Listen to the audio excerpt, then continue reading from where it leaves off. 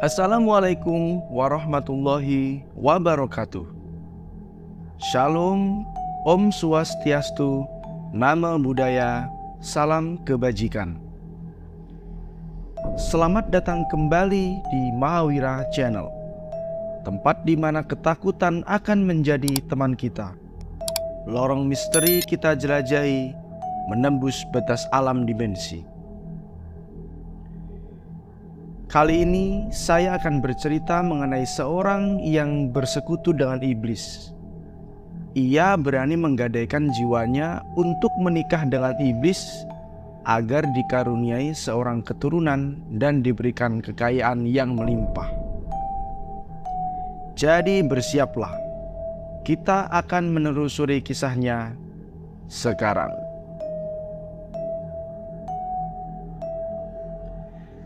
Namanya Sumarsih.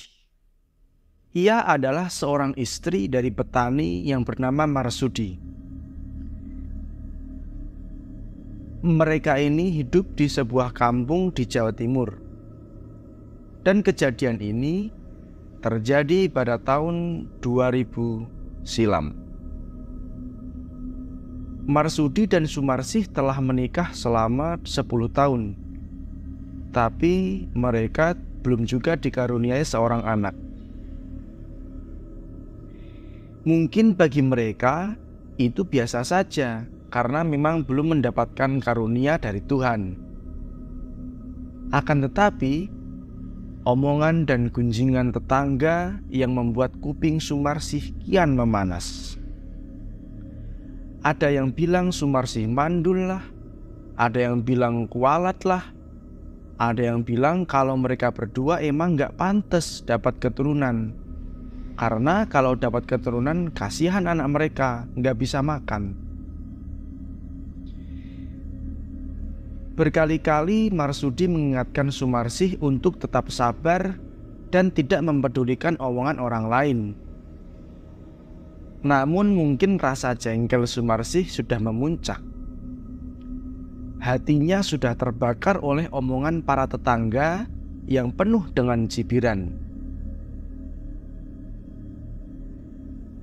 Di suatu malam, nampaknya bulan hadir dengan bentuk paling sempurnanya. Ini adalah malam bulan purnama. Sumarsih dengan tekad yang membara berjalan menyusuri hutan. Sehari sebelumnya, ada sosok laki-laki yang tiba-tiba datang kepadanya dan bilang kalau mau punya keturunan datang saja ke rumah tua yang ada di tengah hutan. Nah, akhirnya Sumarsih mempercayai itu dan ia bergegas pergi ke tengah hutan tanpa sepengetahuan suaminya. Ia terus saja berjalan menyusuri jalanan sebelum akhirnya menghentikan langkahnya tepat di depan pintu sebuah rumah tua. Rumah tua itu dibangun dari anyaman bambu.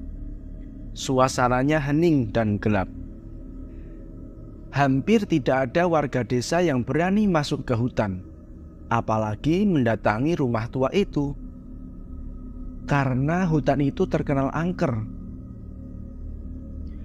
Warga desa membuat pagar pembatas antara persawahan desa dengan hutan, agar tidak ada orang yang masuk ke dalam hutan. Tapi tekad Sumarsih dapat menembus semua itu. Setelah sampai di rumah tua itu, Sumarsih segera mengetuk pintu.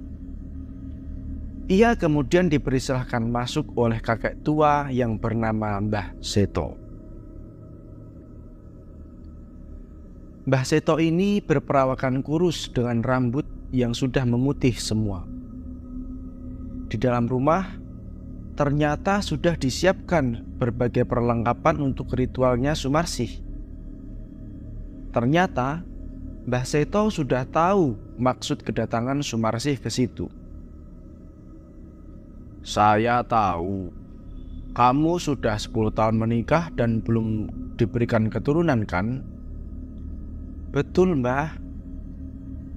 Aku sudah siapkan ritual pernikahan dengan iblis. kamu nanti akan mendapatkan keturunan dari iblis ini. Apakah kamu sanggup?"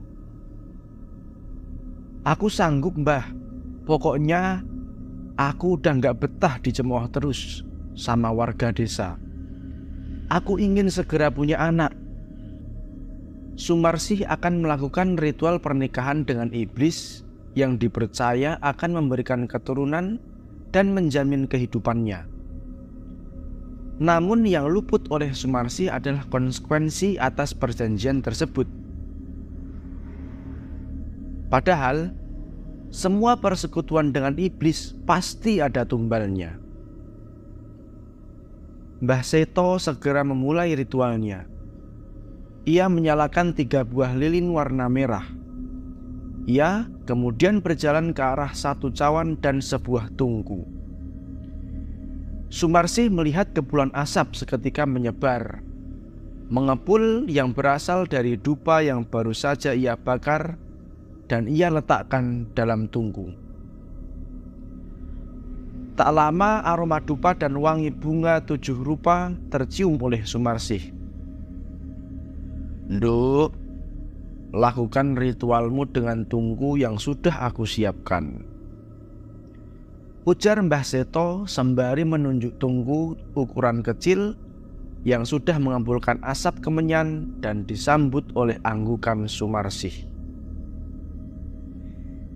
Mbah Seto membawa Sumarsih duduk dengan posisi mengangkang. Lalu Mbah Seto meletakkan tungku kecil di antara kedua kaki Sumarsih. Sumarsih lalu melihat Mbah Seto mengambil sebilah pisau dan berjalan ke arah seekor ayam jantan yang terikat. Mbah Seto kemudian menyembelih ayam tersebut tepat di depan Sumarsih. Sumarsih merasa ngeri melihat ayam itu menggelepar sebelum akhirnya mati. Mbah Seto lanjut membelah dada ayam, memasukkan tangannya yang kurus dan mengambil hati ayam itu. Ia memerintahkan Sumarsih untuk memakan hati ayam itu mentah-mentah. Sumarsih merasa jijik, tapi ia tetap melahap hati ayam itu. Ia menahan agar tidak memuntahkannya. Kemudian Mbah Seto mengambil sebuah wadah dengan berisikan cairan darah ayam kental, yang kemudian dimasukkan ke dalam wadah yang berisi kembang 7 rupa. Ia memandikan Sumarsih dengan darah ayam bercampur kembang tersebut. Aroma amis darah seketika menusuk masuk ke dalam indera penciumannya.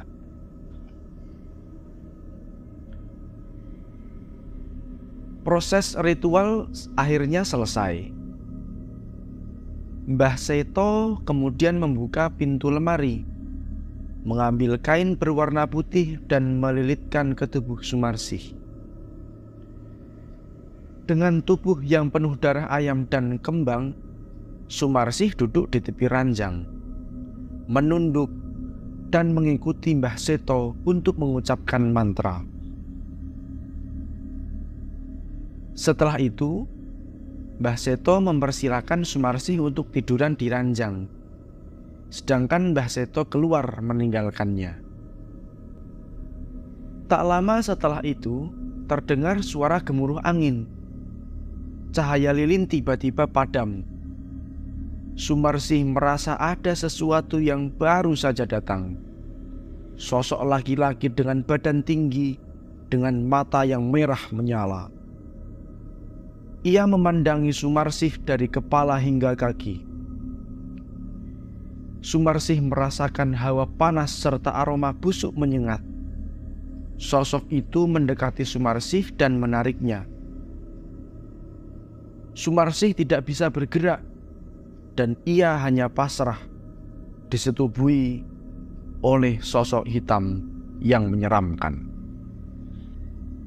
Sedangkan di tempat lain, malam itu di sebuah pos ronda terdapat 2 orang laki-laki bertubuh gempal dan kurus sedang duduk saling berhadapan. Mereka baru saja melihat fenomena aneh, yaitu 3 bola api yang tiba-tiba saja melesat di atas langit desa. Mereka berdua amat takut karena baru pertama kali ini melihat kemamang atau bola api secara jelas dan nyata. Ketika suasana hening, tiba-tiba datang seorang laki-laki paruh baya menghampiri mereka berdua.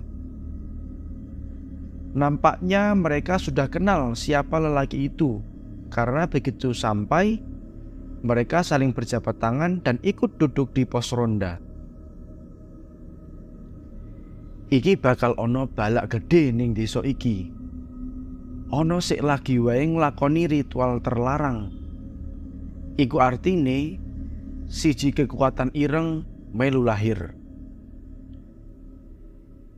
Kalau kita translate dalam bahasa Indonesia, bakal ada musibah besar di desa ini. Ada yang baru saja melakukan ritual terlarang. Itu artinya satu kekuatan hitam juga ikut terlahir. Kata bapak tua dengan nada setengah berbisik. Iku artine sampeyan jempun ngertos bakalan enten musibah nopo, Mbah? Itu artinya sampeyan juga sudah tahu bakal ada musibah apa nantinya, Mbah? Tanya Wiro, lelaki yang bertubuh gempal. Aku hurung iso mestekke. Tirakat ngalong lan topo bisu kuwi dudu perkara gampang. Tapi wong iki iso nglakoni. Aku belum bisa memastikan. Tirakat ngalong dan topo bisu itu bukanlah perkara yang gampang. Tapi orang ini bisa melakukannya. Kata bapak tua. Aku pesen karo kowe kabeh, ojo diceritakno karo wong liya. Aku wedi yen akeh wong ngerti bakal dadi perkara gedhe. Aku pesan sama kamu berdua, jangan diceritakan pada orang lain. Aku takut jika banyak orang yang tahu akan jadi perkara besar. Tambah bapak tua itu yang kemudian ia berpamitan untuk pulang.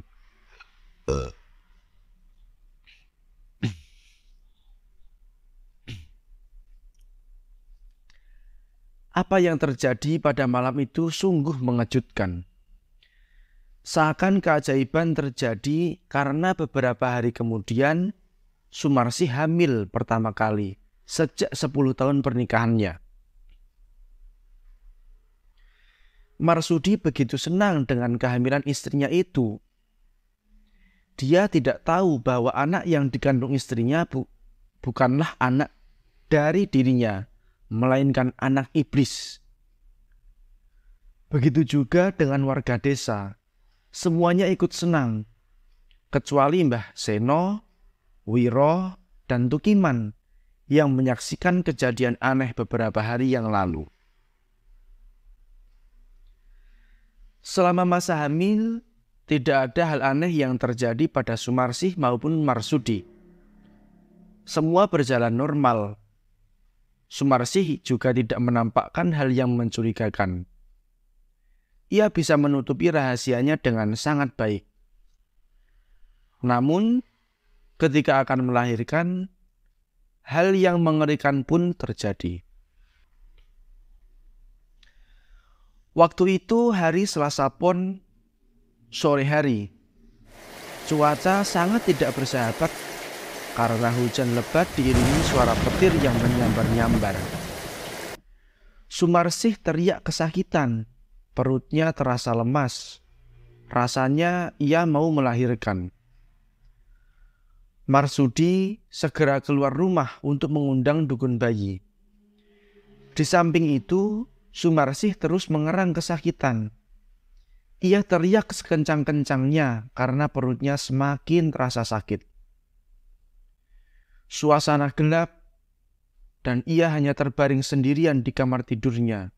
Sambil mengerang kesakitan, ia berkata, "Ayo Tona, gendang metu, aku wis nggak kuat. Ayo nak, buruan keluar, Aku sudah nggak kuat, kata Sumarsih sambil merintih kesakitan. Dan benar saja, setelah ia berucap begitu, otot bagian bawah perut semakin mengencang kuat. Seakan si bayi mendengar ucapan ibunya. Dalam keadaan seperti itu, tiba-tiba datang sosok hitam tinggi besar di hadapannya. Sorot matanya merah tajam, giginya runcing. Ia adalah sosok yang beberapa bulan lalu ada di rumah tua di tengah hutan. Sosok hitam itu pun berkata, "Anakku bakalan lahir, rawat anakku. Mari kuwi, opo wae sing mbok pingini bakal tak kabulke. Tapi eling-eling, mulai saiki awakmu wis dadi abdiku. Raga lan sukmamu wis resmi dadi nggonku. Sak wayah-wayah nek aku butuh awakmu, gelem ra gelem kowe kudu ngladeni. Tapi nek sampai awakmu khianat, ngerti dhewe akibate." Dalam bahasa Indonesia seperti ini. Anakku akan lahir, rawat anakku. Setelah itu, apapun yang kamu inginkan akan aku kabulkan. Tapi ingat, mulai sekarang kamu sudah menjadi abdiku. Jiwa dan ragamu sudah resmi menjadi milikku. Sewaktu-waktu aku butuh tubuhmu, mau nggak mau kamu harus melayaniku. Tapi jika kamu berkhianat, kamu tahu sendiri akibatnya. Sebelum Marsudi dan dukun bayi datang, anak itu sudah lahir ke dunia. Hal anehnya adalah, jika hampir semua ibu merasa lemas setelah melahirkan, Sumarsih tidak demikian. Setelah anaknya lahir, ia bergegas bangun dan mengambil ari-ari anaknya. Ia segera memotong dan memakan ari-ari tersebut. Setelah itu, ia pingsan tak sadarkan diri. Ketika Marsudi dan dukun bayi datang, sang anak iblis sudah menangis dengan keras. Sedangkan Sumarsih masih terbaring dengan darah di mulutnya karena bekas memakan ari-ari. Dukun bayi segera mengangkat anak itu, membersihkan dan merawatnya. Marsudi pun mencoba membangunkan istrinya dengan berbagai cara. Setelah beberapa jam, Sumarsih akhirnya sadarkan diri. Marsudi pun ikut bahagia. Kini Marsudi dan Sumarsih telah mendapatkan anak laki-laki yang bertubuh gempal. Yang tidak lain adalah anak yang lahir dari pernikahan iblis. Setelah anak itu lahir, memang kehidupan Sumarsih berubah drastis. Ia menjadi orang yang sangat kaya dan dihormati oleh warga desa. Penampilannya cantik dan terlihat lebih segar dari sebelumnya. Namun, berbanding terbalik dengan suaminya, Marsudi, ada yang aneh dengan dirinya. Ia seperti orang linglung. Setiap hari kerjaannya hanya duduk di bangku teras dan melamun. Terkadang ia menjerit ketakutan seakan ada yang ingin membunuhnya. Tapi selalu dibiarkan oleh Sumarsih. Marsudi juga nampak lebih tua dari usianya. Seakan dia sudah tidak kuat lagi, walau hanya berjalan ke tetangga atau ke warung. Semua keanehan yang dialami oleh Marsudi diabaikan oleh Sumarsih. Yang ia pikirkan adalah ia dan anaknya dapat hidup dengan harta yang melimpah. Lalu, bagaimana dengan anaknya? Tentu saja ia juga tidak memiliki rasa iba dan simpati kepada Marsudi. Karena sebetulnya ia bukanlah anak dari Marsudi, melainkan dari iblis yang bersekutu dengan Sumarsih. Ia tampak menjadi anak yang sehat dan kuat. Namun, yang tidak bisa dihindarkan adalah ia terkadang sering ketawa sendiri atau ngobrol sendiri, seakan ia memiliki teman gaib. Bahkan ibunya tidak dapat melihat teman-teman gaibnya.